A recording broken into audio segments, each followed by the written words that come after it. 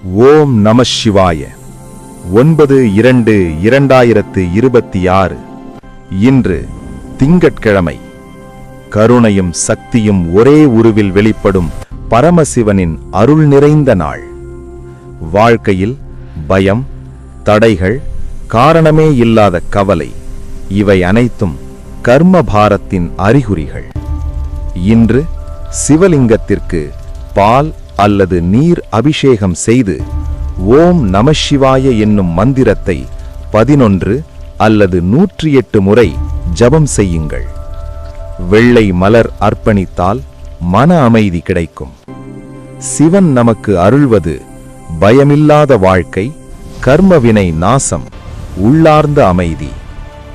ஈசன் அருள் உங்கள் வாழ்க்கையை பாதுகாப்பாக நடத்தட்டும். ஓம் நமசிவாய. இன்றைய ராசிபலன்.